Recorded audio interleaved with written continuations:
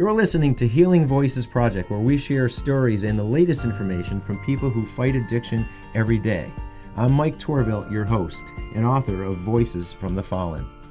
Thank you for listening, for following, and most of all, for sharing with people you care about. Make your voice count too.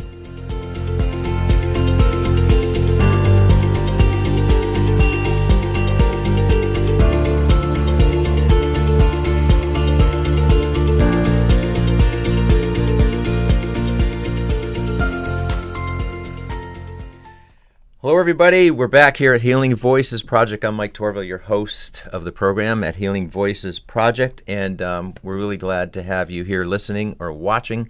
Today we have a guest, Kevin Rosario from Gosnold Behavioral Health. Kevin? Yes, sir. Thanks for coming. Thank you, Mike. Glad Now, to be here. You're, right now, you serve, and you have worked at Gosnold for the last 9 years. Correct. And right now you are the Director of Community Outreach for Gosnold Behavioral Health, and you have a bachelor's degree in business administration. Yes, sir. And you're going to school now working on your MBA. I am. I'm almost done. That's great. And you are a nationally certified intervention professional and recovery coach as well. Yes, right? sir. Well, that's great. I mean, I'm sure you've got your hands full with a lot. Yeah. And we're going to talk about Gosnold and what happens there, but we really want to talk about you today, right? Your story, what led you to where you are. Yeah. I know you've said you're a person in recovery for 13 years. Correct. And now you've been at Gosnold for 9 years. Yep. So let's go back in time a little bit. Okay. And visit the earlier Kevin. Oh, that guy's a problem. I don't know if you want to meet that guy. He's not going to reappear here. No. He's dead. So, but Kevin, yeah, thanks again for coming Yeah, and my sharing your willingness to share your story a little about what you're doing now. Yeah. And so let's go back to, first, you are where you are now as a result of a long and probably often painful journey. Let's go back. Where did things start for you? Yeah, sure. Happy to. And thanks again for the invite. Sure. I feel grateful to be in a professional position where it's okay to talk about this publicly. Unfortunately, there's a lot of stigma around addiction and mental health. And so people don't get help sometimes because they're afraid of consequences, right? That prevents people from getting help. And then even people getting well don't want people to know they haven't had a problem, so they don't talk about being well or being in recovery, and that's fine. Everyone has the right to their own privacy. I totally respect people that don't want to. Not to interrupt, do you think that's changing though? Definitely over the last 5 years or more. I mean, it's definitely, there's a lot of energy. There's people like yourself that care and dedicate and try to put it out there, but still the stigma remains. Like if you're, middle-aged person that put their kids through college, that has a house and a professional job, but you've silently had some drinking problem, whether you correct it or not, you don't want to tell people about it. You're afraid of the impact in the community and your career, and I get it. I get it. And so people like yourself and organizations like ours, we want to talk about it. We want to shed light on it. We want to reduce the stigma. We want to share really more about the stories of recovery, of hope, that people do get well, and then we also share on the science of addiction, like how did this happen, right? So that's the question, like, well, how did you get here? What happened? And it doesn't have to be so complex, but you can see in 2 minutes I'm pretty hyped, right? I had a half a cup of coffee at like 5:30 this morning, and if you see me at 6 p.m. tonight, this is where I live. I'm 44 years old. Can you imagine me at 10, right? Right. So there's the premise of there's the backdrop. Hyperactive kid, buzzing around in my own skin. And then, some of the other common things, like 2 great parents. They're still married. They're still together. But my father was a Portuguese immigrant, moved to New Bedford when he was like 17. There was a civil war in Portugal, and started doing like offshore fishing. So wasn't around in the earlier years of my life. So I never learned Portuguese as a kid because my mother is English and Portuguese, but like 3rd generation. Portuguese is not our primary language. And I only say that to say it's another thing that people don't want to talk about, like the old school, like they say, what do they say, Irish Catholic curtains or whatever it is. It's like whatever happens in the home stays in the home. Right. You don't talk about it. But a reality is, my father was doing the best he could as an immigrant. The money was inconsistent. Then he got into painting. Painting is, seasonal. And mom had the city job and held it down. And there was often conflict in the house about finances and other things. And I remember as a kid, they're fighting and they're yelling. And it was like, and I have a brother that's 3 years younger than me that's a citizen and a great human. Shout out to Nick. But that's a part of it. So I'm hyperactive. I got this family dynamic, and then I don't know how it happens, but I developed a lot of insecurity and self-esteem issues. As a young teenager? Elementary school. That early, yeah, okay. Elementary school, I grew up in New Bedford, very diverse community, but the best elementary school at the time, and just to date myself with these young whippersnappers out there, my elementary school, Kearney Academy, was the first elementary school to have a computer program back in the 80s. And I feel so old talking like this, but it's true. My mother literally picked a school that was outside of my district because it was the best school. So now I had to get a waiver and become a magnet student, which means I take a bus from a different district to a school that I don't belong to, which also is situated right across the street from housing projects, right? So now I'm like this white kid in a 2-parent home that they own a 2-family house, and all of my friends are all in the projects, and they have stories. Some of them are great and well-adjusted and had beautiful families. Just living in the projects doesn't inherently make you bad, but generally speaking, being raised by grandma, right? Dad may have a drug problem. Dad may not even be in the picture. Maybe mom's only in the picture and she has a drug problem. And I say that to say, like, I have my own insecurities and my own family dynamic and stuff at home that, like, I'm a little uncomfortable with. And then the people I'm around, often it was much worse.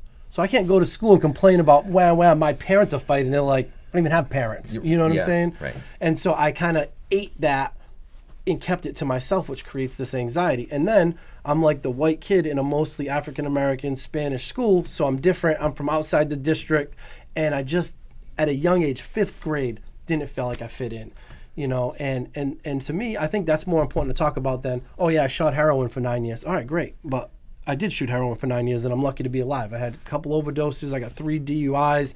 I've been incarcerated, as a result of my lifestyle. I've had a rough road, but the truth is, and the nature of addiction that some people don't understand is, we need to figure out what was driving it in the first place. Because the truth is, when I got sober at 31 for the 9th time, at 31 years old, I'm like a 10-year-old kid with low self-esteem, with insecurity issues, that don't feel safe, that has some trauma from things that have happened. And like, if you don't address that, then you'll never get well or stay well. Drugs are not the problem. Drugs and alcohol are not the problem. Drugs and alcohol are a temporary solution. Mm-hmm. They're medicine.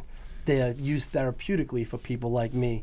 And, just to fast forward through that, I would kind of sell out and just be whoever I needed to be accepted by the cool kids, right? I picked a crowd. I went with the hip hop crowd. Like, those are my people, not the skaters, not the rock and rollers, not the gothic people. Like, I was all into hip hop, and I wore all the outfits. And like, people my age will laugh when they hear this, because it was like the Jenko jeans and the cross colors, and like wearing Oshkosh gosh like farmer jeans on with one strap, wearing them backwards, like all this weird stuff that like I make fun of these kids now with their skinny jeans and they're wearing purses and everything. But do you got pictures of yourself back then? Oh, I do. All right. I do, and I got the ponytail with the one earring. Yeah. And when I'm judgy, I can be judgy of all these young kids now, the way they dress. But the truth is, if they were wearing skinny jeans in '85, I probably would have worn skinny jeans just to be down with whoever else was there, right? Yeah. So I have to remember that. 5th grade, got bullied like once, scared the crap out of me, never forget it. 6th grade, fell in love with this young lady, kissed another boy in front of me, broke my heart, right? That's a killer. Yeah, between the 12 steps, which absolutely saved my life, and ongoing therapy and meditation and just trying to become more aware of what makes me tick, like those two, the family dynamic, the being in a different school, the getting bullied, and then the first little puppy love that went south, those things were the catalyst for my addiction. And when I left elementary school and went to 7th grade, which was Keith Junior High, a new school, and therapists, people use the term, I made an inner vow. My inner vow was, at an early age, I'll never be like my parents who stay together in the Portuguese divorce, sleep in separate bedrooms, hate each other, but don't leave. I'll never be that. I'll never be bullied again, and I'll never let a girl break my heart. And so when I go to 7th grade... How did that all work out? Awful. I did all of those things, right? All of those things came full circle in my life, by the way. Yeah. We don't have enough time for all of that.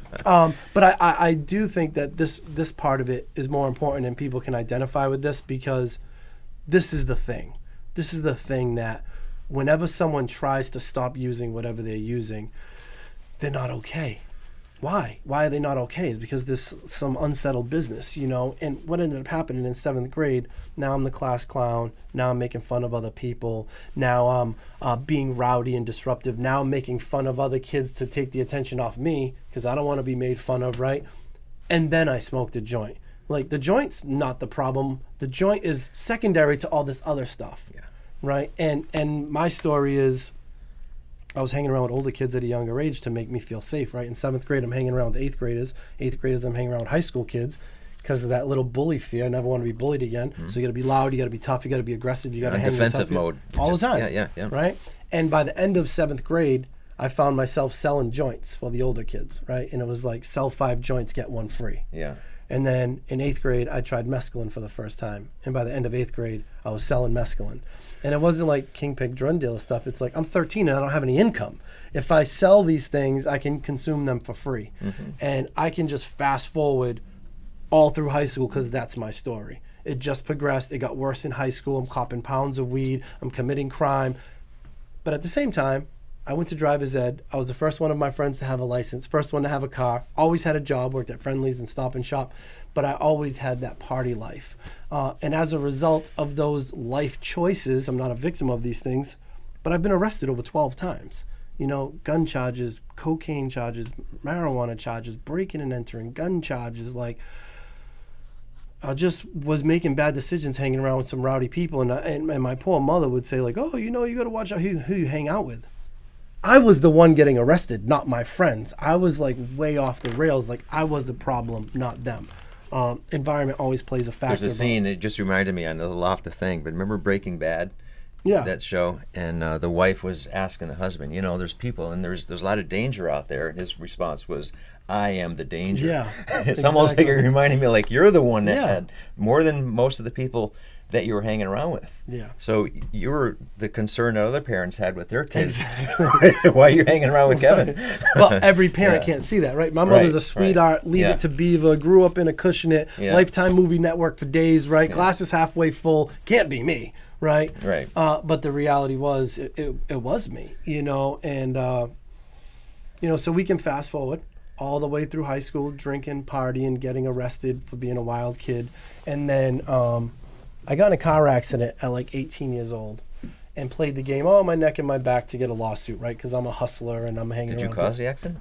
No, it was in the snow. We were stopped at a red light. Someone banged us. Okay. We banged into another car. A teenager. We're like, oh, yeah, neck and back. Mm-hmm. Go to the lawyer, go to the chiropractor, get prescribed Vicoprofen, which is Vicodin and ibuprofen, and Flexerol, which is a muscle relaxer, and proceeded to continue to drink and smoke weed while on them, and loved that combo. That was the worst thing that ever happened to me, because the combination of the opiate and the muscle relaxer and the alcohol and the weed, which I had been doing pretty consistently, it was like I could finally breathe. Like I could finally relax my shoulders a little bit. Because you were always tense before. Always tense. Yeah. Even now, like, I have to catch myself. When I get talking, I'm like, where? The difference is in recovery, I've learned how to de-escalate. Okay, yeah. Like, now I can breathe. Yeah. I can pause. Mm-hmm. I can bring my own heart rate down now. Like, I can even identify, Kevin, you're being manic. Change the tone, the speed, the volume of your voice. These are all regulation Whereas skills. before, it was another mechanism. Obviously. Tasmanian devil crashing into walls. Yeah. And it was drugs that were the only thing that took the edge off. Yeah. So, of course, I started selling Percocets. And I'm using Percocets, and I never got sick. And then OxyContin came out, and everyone said, it's like Percocets without the aspirin. I said, great, I didn't need the aspirin, right? Mm-hmm. It makes sense. Yeah. So you got these OC20s, they're this big, and they're the power of 4 Percocets, which are 3 times the size. So I start taking OC20s and then OC40s. So what do? I immediately start selling them. I'm always a guy that, I'm not wasting money on drugs. I have a job to pay my bills, and I hustle for my fun, my recreation, the club money, things like that. And within, I don't know, months, less than a year, I was fully blown addicted to it, and I didn't even know it happened because I wasn't hanging around with drug addicts. We were drug dealers, you know what I'm saying? Yeah. We weren't dependent. And I went camping, and when you go camping, I'm not saying that this is how you go camping, but at, 20 years old, the necessities are hot dogs, hamburgers, a couple 30 packs, an ounce of weed, blunts to roll the weed, and that's it, Didn't bring pills because in my mind, I don't need pills. It was a secondary thing. I was a weed smoker, a drinker. By then you had been taking the pills right along, and now you were going to go some time without them. Exactly. And how did that go? I experienced my first withdrawal, which also changes everything. Like, I think I had one pill, so by Saturday, 90 degrees in July or whatever, hot, cold sweats, bubble guts. Like, man, I feel like flu-like symptoms. Mm-hmm. And my buddy, who's hip, he says, Kev, you're dope sick. Mm-hmm. I could have punched him in the face. You know what I'm saying? I'm Kevin Rosario. I make money. I sell drugs. I'm not dope sick, right? These pills were not ever classified in that same way in 1999. And he's like, I'm telling you. And he busts one out, and I sniff a line, and in 20 minutes, I'm right as rain.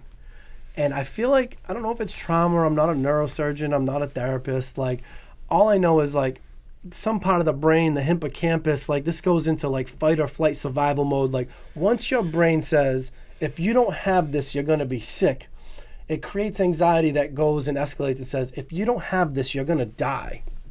And from that day forward, I never not had it. It was always making sure I have enough. And then as your habit progresses, you go from $20 a day to $50 a day to $200 a day. Then all of a sudden, like, you can't have it enough. And you're constantly being high and going through withdrawal, high and going through withdrawal. Because you build up a tolerance, is that right? Exactly. Yeah, and then you need more and more and more. More and more. Yeah. And what ends up happening is your life becomes consumed with, how do I get more money to get more? How do I get more money to get more? Within a year, I found myself sniffing heroin. Within a few months after that, I found myself shooting heroin. And I went from the cool kid with the Cadillacs and the pinky rings and the drug dealing and the keg parties to, like, full-blown heroin addiction within a year of trying OxyContin. Were you living at home then? I was. Your parents? My parents. How yep. aware were they of what was happening? So they weren't aware at all. They had a 2-family home. I rented the second floor apartment since I was like 17 because I always had a job and a hustle. And one year, like, tenants moved out, and they're like, well, we'll see if we can sustain the mortgage. We'll let you guys stay there. And then I'm like, well, I'll help with that, you know, and I would pay rent. Yeah. So I kind of had my own place at a young age, which also didn't help the lifestyle. It was, like, really good. And my parents were, like, just not aware that this was happening because you physically couldn't even tell until it got to heroin. So I got years of drinking and partying and pills and unhealthy, unsafe behavior before I got to heroin. And then within a few months of heroin, it gets ugly fast. And then comes methadone clinics. I was on methadone for a year and then got kicked off because I got in a fist fight in the methadone clinic, and then I got back on the other methadone clinic. And then finally in 2004, I got my second DUI and an ammunition charge. I got caught drunk driving. I had a box of bullets in the car, and I got arrested for the first time at 16, and I got arrested every single year, at least once a year, for the next 8 years straight. And at 24, I would get continued without a findings. They're called QUAFs, right? I would plea out and get probation. And at 24, on 90 milligrams of methadone, still actively using drugs, I got that charge, and my lawyer was like, you're going to jail. There's no more negotiating. It's just a matter of, we're going to negotiate the length. You hit the limit. They were done. Yeah. Fancy lawyer. He saved me a lot of jail time for sure, but when it came down to it, it was like done.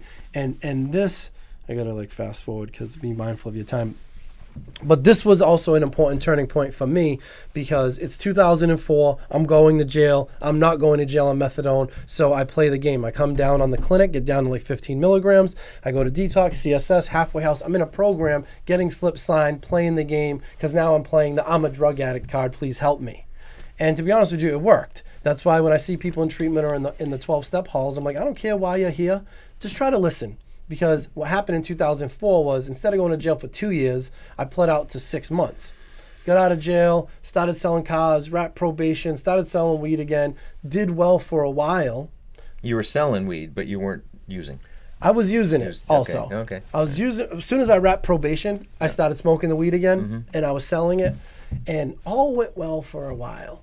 And then no program, no recovery, no higher power, no therapy, no nothing, just don't use so you don't go back to jail was like the only guiding force. Next thing you know, I got a Cadillac, I got the jewelry, I'm making $1,000 a week, I'm renting cars, I'm renting houses in Newport. On paper, I'm killing it at life, my parents are proud of me, but I'm still not okay. I still don't feel equal to, I feel like something's missing, right? And we learn in recovery, there's a spiritual void. There's an emotional problem. There's something in me that is always looking for this perfect scenario and looking for these things to make me feel good. And they work for a little bit, but they don't eventually in the long run. And I got all this stuff. I'm killing it at life. Everybody's proud of me. And my brain says, look how good you're doing. Look how far you've come. You were a heroin addict. You were on methadone. You went to jail. You beat probation for the first time in 8 years, because I never finished probation in the 8 years prior. Maybe you can have a couple beers. You know, stay away from the coke and the pills and the heroin. It's your reward. With these professional salespeople. These are citizens. Yeah. I'm not in the projects now, you know? Right. And the worst thing that can happen to someone like me is that I went out and I drank and had a blast. I didn't black out. I didn't throw up. I didn't get in a fight. And what that did was set off this mental obsession. I couldn't wait for next weekend to go back out again. And then after a couple months, I couldn't wait. And now I'm drinking on Wednesday and Saturday. And after a couple months, I'm drinking a few days a week. And then next thing you know, I draw another line in the sand. Well, as long as I don't do opiates, well, it's just perks. Well, as long as I don't sniff it, now I'm sniffing OxyContin. Well, as long as you don't go to heroin, shooting heroin. And it took a full year from my first drink before I put a needle back in my arm. But I still put a needle back in my arm. After everything I've been through, I threw it all away. And then it's a clearance sale, right? Everything must go. The car's gone, the jewelry's gone, the job's gone. I'm living at mom's house. I'm collecting unemployment. I'm shoplifting for the drug dealer. I'm overdrafting my accounts. It gets to the point where that's not even enough. I'm stealing jewelry from my family, pawning it, and all the chaos that comes with that. Until finally, July 2nd, 2010, I'm just broken. And people always say, well, what was the thing? It wasn't a thing. Like, my best friend died May 2nd, 2010, Nick Winchenbach. That was a huge thing. But I was so morally broken and disgusted with myself. Like, they say, well, triggers and relapse prevention. A trigger was as soon as I woke up in the morning. And relapse prevention was like, get as much booze and opiates and benzos to sleep as much of the day as possible, because if I'm sleeping, I'm not causing harm. And then the lucid moments in between are like, I don't want to do this anymore. I wish I wouldn't wake up, but I don't have the courage to kill myself. You know, and why 2004 was important, even though I didn't really want to be in recovery, was I went to a meeting every day for like 10 months. I was in a program for like 10 months. And so in 2010, when I was really broken and really ready to do anything, I remembered what those 12-step people said. They said, if you want any chance of staying in recovery, you got to pray in the morning and pray at night. Try not to use for one day. Go to a meeting, get a sponsor, work the steps. And so day one in detox, I prayed to my best friend that died. That was the best I can do. I hated religion and church and God, and I was so sick. But I could pray to my best friend, and that got me through a few months. And then I got to a halfway house, and I got a sponsor, and I did the steps, and I had a therapist. And for the first 3 months, I was on non-narcotic psych meds because I was not okay. You know, they had to put me on antidepressants and sleep meds and anxiety meds. And I'm grateful because it helped me slow down a little bit to get to the next step, And then, when I went through the 12 steps, something just amazing happened. Like, one, I completely lost the obsession of drink and use. It was just gone, and it has been gone. And my spirit was just like renewed. I had this reality check that I'm not a gangster, I'm not a playboy, I'm not a tough guy, I'm not a New Bedford rah-rah.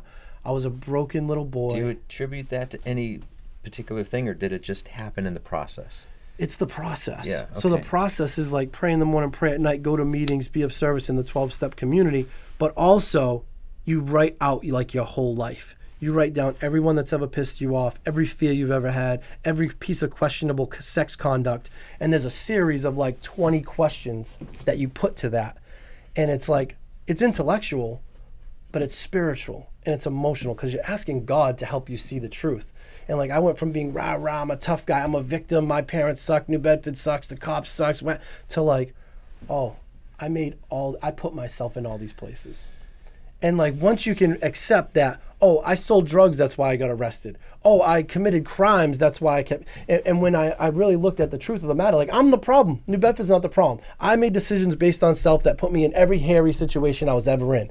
Other people played their part and other people did bad things. I've literally been stabbed in the back. I've been shot at. I've been jumped. But if I'm not living the life I'm living, I'm not in a position for that to happen. And it was like all my anger was lifted. And I went out in the world and started looking at people in the eye and not saying sorry, but saying like, I know I've harmed you. And is there anything I can do? And owning what I did. And my life forever changed, and that since then, by the way, and I think this is important, 13 years later, I still pray every morning and pray every night. I still go to a couple meetings a week. I just went through the 12 steps again because life happens and you get resentful and you get fearful. And the symptoms of the disease of addiction come back. The symptoms are not always drinking and drugging. Anger, fear, resentment, insecurity, self-pity, gambling, sex, buying too much stuff on Amazon, golfing 3 times a week instead of once a week, right? My disease can manifest in all these other areas to try to make me feel good when I don't feel good. And the truth is, I just need that connection with that higher power. I need to go back to God, and I need to take away the poison that's been blocking me. So 13 years later, like, I'm still doing the do, and I've been super blessed. Like, life hasn't always been easy, but as a result of recovery, I've repaired my credit. I got excellent credit. When I came in, I was like a 480 credit score and owed thousands of dollars. Now I'm a 750, right? Went back to school, chipped away an associate's degree, then a bachelor's degree. Took me 10 years because I went part-time, have a full-time intense job, still active in recovery. Again, I'm still now I'm in an accelerated program at Fitchburg State, which is like 7-week classes, no breaks, back to back to back to back. And God willing, in May, I'm going to have a master's degree, an MBA with a focus in healthcare. Got 2 beautiful kids, a 3-year-old and a 2-year-old. Well, they're 3.5 and 2.5. And the reality is like, me and their mom didn't work out, and that's been tough on all parties. And that's why I went through the steps again. But with the help of my higher power and my recovery network, people that helped me get through these tough things, I still haven't thought about drinking. I haven't thought about getting high. And I generally have a good attitude. And I'm grateful. She's a good mom. She's a mom in recovery. I got 2 beautiful, healthy kids. They don't have disabilities. Like, I am so blessed. I don't have all the fancy stuff I used to have or that I would like to have, but I have more than what I need. You don't want that Cadillac back? I mean, I wouldn't mind the Cadillac back, you know what I mean? But if you give me the Cadillac and a broken spirit, or the Altima I'm driving now and a full spirit, I'll take the Altima. And recovery doesn't come with everything turning suddenly perfect. No. Is your point, right? Yeah. Yeah. But and I had a good run. I probably had a good 8 or 9 years that were pretty good. Yeah. Mostly blessings, and got in a relationship, got pregnant back to back in the middle of COVID. I wasn't taking care of my program and my spirit, and things got crazy. And we did the couples counseling thing, and I share that because it's easy to come and spit fire and act like I pee rainbows and butterflies all days. The truth is, people have died, tough things have happened, but I didn't drink or use anyway as a result of recovery. Yeah. Not because I'm lucky, not because I'm strong, because I gain access to the power. You found different ways to not only cope, to deal with and overcome those things. Yeah. I'm truly blessed. I love my job. I've been working in the field of addiction for almost 12 years now. I started a side gig working with kids because my passion is adolescence. So I started a speaking and consulting thing where I'll go into a high school with 650 kids in an auditorium and not just share my story, but share science and talk about the developing brain and the limbic system and how dopamine plays into that, and helping them understand their genetic predisposition if they have that puts them at an increased risk, right? Adverse childhood experiences, the more traumas and experiences that you've had that create pain on your spirit puts you at an increased risk to become addicted if you experiment, and make it more educational, informative, and I just love doing that. I'd love to share that, and maybe in a future show. And because I think we could spend easily a half hour talking about that topic, and talk about what you talk about with these students. That would be great. And now, obviously, you said you got into the counseling at 12 years ago, or so a year or so into your recovery. Right? Yeah. No, 2 years. So 2 years into it? So it's probably 11 and a half in the industry. Okay, yeah. I was 2 years into recovery, and I started working for High Point Treatment Center in Brockton, and I was doing community support provider. I was picking people up, bringing them to appointments. I did that for 2 years. Then I came to Gosnold, and they got me certified as a recovery coach, an interventionist, and a family coach, which every 2 years I get the credentials, and I continue to do that. But I've never really been a counselor, and I haven't been working in direct patient care for about 8 years. After about a year and a half at Gosnold, I started doing community talking, and I started, reaching out and letting other people know, one, recovery is possible, what resources are available. And then after another year, there was an opportunity to get really more into the marketing business development side. And now that's where I've been for the better part of 7 years. I report directly to the CEO. I'm not a senior leader, but I work very closely with the senior leaders. And it's how do we get the word out there about Gosnold? How do we promote services? How do we expand services? How do we improve patient care? How do we reduce AMA and lack of engagement? How do we keep people so we can do the work that we do? And I just love it. I love it. And I started going to school, 10 years ago thinking I'm a sales guy. I'm going to go to big business. I'm going to make $300,000 a year because if I don't shoot heroin, I'm pretty successful, right? This is the brain and the ego, by the way. And the next thing you know, I'm working in behavioral health for $12 an hour. And I'm like, oh my God, this is where I need to be. And my spirit got lit on fire. And so I'm like, okay, how can I use my sales and my business brain in this space? Mm-hmm. And so now the goal is like, how do I become COO, CEO of a Gosnell type place, executive director? How do I implement change and policy and programming? How can I make an impact? So now that's why I chose healthcare as the focus in the MBA. So instead of going back to corporate world, I want to have an impact here and use my skills and my passion to, have an impact and make change. Skills, passion, and energy. Energy. I got that. And right now your job is Director of Community Outreach. Correct. At Gosnell. And just a shout out to Gosnell. What's their website and phone number? Yep, Gosnell is gosnell.org. Pretty simple, www.gosnell.org. People often spell it with an A, so I will say it's GOSNOLD.org. And the 800 number is 1-800-444-1554. And you can feel free to call that number. You can call me. You can email me. My email is krosario@gosnell.org. My cell is 774, scratch that, that's my personal, 508-274-4477. I do carry 2 phones, but I'm always available and accessible, and if I'm not the guy, I'll point you in the right direction. Well, Gosnell, I tell you, it's lucky to have you, and you've got quite an experience. Yeah, thank you. And appreciate you coming. Thank you, Mike. Thank you very much. All right. Yes, sir. Yep, and thanks everybody for listening. And tune in again, because we're going to also share a lot of what Kevin's doing at Gosnell in an upcoming episode. So thanks again, everybody, for listening. And thanks again, Kevin, for coming down. My pleasure. All right. Yeah.